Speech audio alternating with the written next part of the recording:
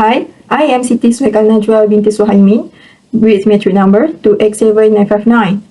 Boeing basically is from United States. The CEO of the company is David L. Calhoun and he has 40 years experiences in the company. The company has 21 boards of directors and the auditors for Boeing are Deloitte and Tachi LLP. Next is Airbus company. Airbus is from France and the CEO of the company is Guillaume Faury and he has 25 years of experience in the company. The company has 12 boards of directors and the auditors for Airbus are EY and KPMG. RIZUAN Technologies, also known as RTX Corporation, is one of the aerospace and defense companies. RTX was established in 1934. The origin country of RTX is in Arlington, Virginia. The CEO of RTX is Chris Richie Hayes. The subcategory of business is industrials. RTX mission aspires to be the most admired defense and aerospace system company through our world-class viewpoint, innovation, and technology. They have 13 members in board directors. RTX audited by PricewaterhouseCoopers LLP. They also involved in CSR activities by support a local charity with financial contributions and sponsor local events. The next company is China Aerospace International Limited. Is one of the aerospace and defense companies. It also known as KESAYAN. KESAYAN was established in 1975. The origin country of KESAYAN is in Hong Kong, China. The CEO of KESAYAN is Mr. Zhou Limin. The subcategory of business in KESAYAN is high-tech manufacturing business, aerospace service, and new material business. KESAYAN mission is focused on long-term value and benefits creation for our customers, shareholders, employees, and the society. They have 8 members in board of directors.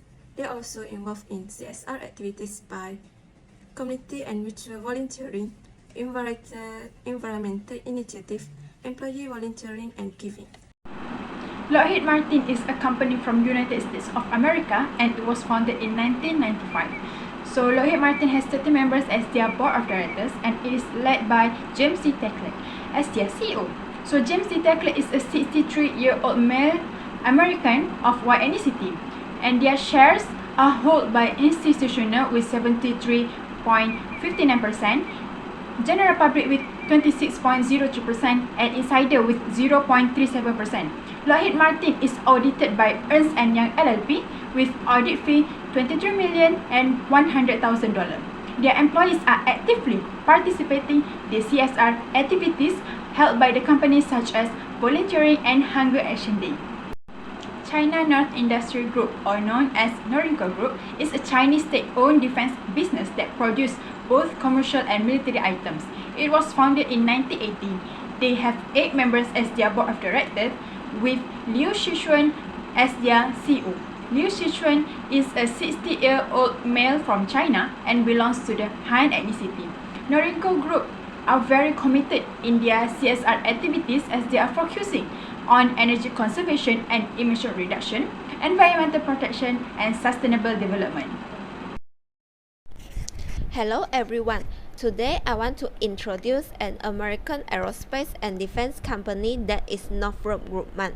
This company is established in 1994 years. The purpose of the company is used to protect the national security and advance our understanding of universe and how we can sustain it for the future. Besides that, this company also have some subcategory of business that is space, digital, transformational, AI, manufacturing, and technology for conservation. The CEO of this company is Katie J. Warden, and she has already have the 15 years of experience in this company. The board of directors of this company have 13 members and all are the local directors. The General Dynamics is a United States company that established in 1952 years. The vision of the company is serve the world through the smarter platform and missions. And the missions is to provide the smarter missions, critical system and product to defense, civil government, intelligence, and cybersecurity customer. The company also has some other business that are marine system, combat system, information technology, and mission system. The CEO of the company is Phoebe Novakovic. She is already 61 years old and has 21 years of experience in this company. This company consists of 13 members in the board of directors, and they are all the local directors. Hi, my name is Muhammad Azmi bin Azinain. My matrix number is 295437, and I'm gonna present about Aviation Industry Corporation of China, or known as AVIC. Their CEO is Tan Song, 61 years old, and he has 40 years of experience in this industry, which is aerospace and defense. This company has 9 members on the board of directors, and all of them are male. This company has been 72 years since established. Other than having the business in aerospace and defense, AVIC also has a subcategory of business which is in automotive, electronics, electrical product, and civil UAV. AVIC used 383,000 staff to work in the company. Next, the company is China South Industries Group. The CEO of this company is Chen Guoying, who is a male and the local people of China.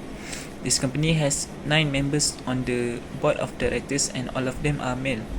And they also have a subcategory of business in automotive and transportation, electronics, firearms, machinery, and vehicle. China South Industry Group has a total 156,000 of employees. And in CSR, this company also have contribute to community engagement and social responsibility construction.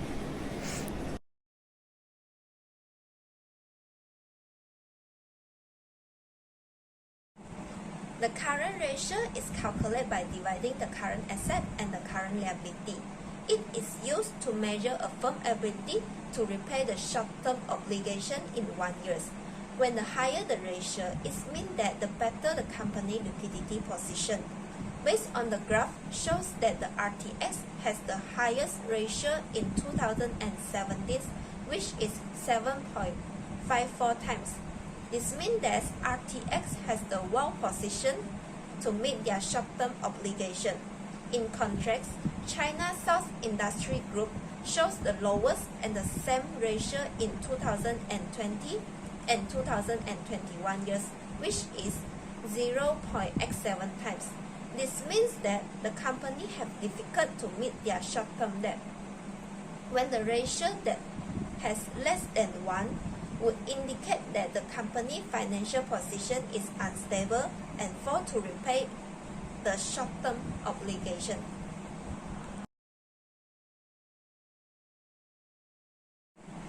Next, for the quick ratio is calculated by the current asset minus the inventory, then dividing by the current liability. It is determined the quickness which a firm can cash in on its liquid asset to meet the immediate cash need. The graph shows that the Northrop Grumman have the highest quick ratio, which is 2.24 times in 2017 years. Besides that, the Boeing shows the lowest ratio in 2019, which is 0.26 times. When the higher the quick ratio, the company has the more asset to cover its short-term debt. So, this means that the Northrop Grumman company has an enough liquid asset to cover the current liability.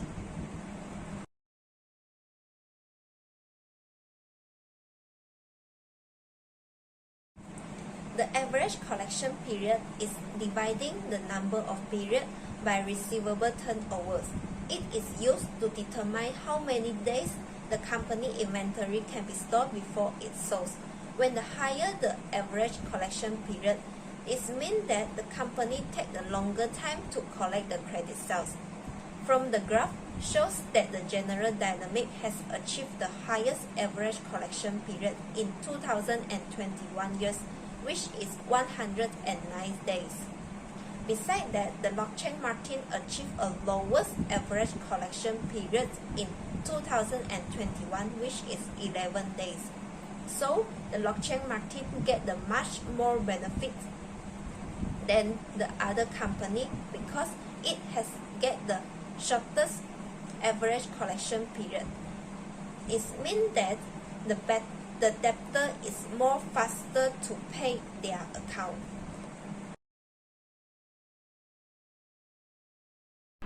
The receivable turnover ratio indicates how effectively a company manages and assigns its outstanding credit accounts. To calculate it, divide sales by account receivable. In 2021, Lockheed Martin had the highest receivable turnover of the firm studied, with an outstanding 34.15 times. Lockheed Martin collected outstanding credit accounts and reinvested money 34.15 times during the fiscal year. General Dynamics, on the other hand, had the lowest receivable turnover rate in 2021 at 3.33 times. According to this information, Lockheed Martin outperforms other organizations in terms of receivables management and efficiency. Inventory turnover measures how well a business sells and replenishes its inventory. Inventory turnover is calculated by dividing the cost of products sold by the inventory.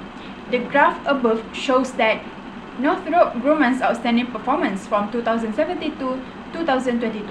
Airbus, on the other hand, has negative inventory turnover, which indicates a possible irregularity such as a negative cost of goods sold or sales exceeding available inventory. A negative turnover could be the result of reporting errors or a decrease in demand, which would represent lower Airbus sales. A greater inventory turnover ratio, as exhibited by Northrop Grumman, indicates that stock is sold and supplied more quickly than in other organizations, indicating efficient inventory management. Total asset turnover measures how much income a company generates per dollar invested in assets. Total asset turnover is calculated by dividing the sales by the total asset. RTX had an amazing performance in 2018, clocking at 2.18 times, but it had its worst performance in 2019, clocking in at 0.65 times. This demonstrates that RTX assets are being used effectively to increase sales in 2018.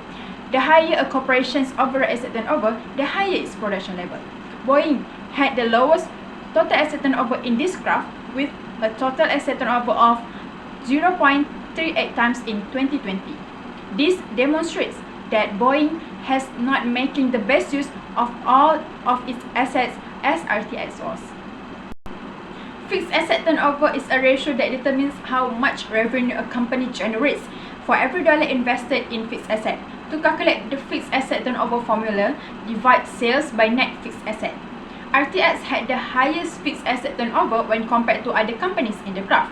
For example, RTX had a fixed asset turnover of 8.79 times in 2019, 7.56 times in 2020, and 8.60 times in 2022.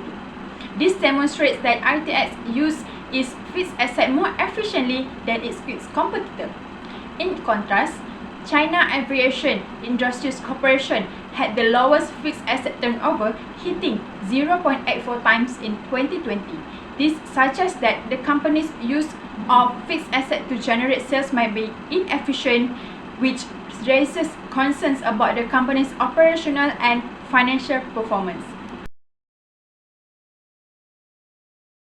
Debt ratio is a ratio that measures the percentage of total assets that are financed by the debt.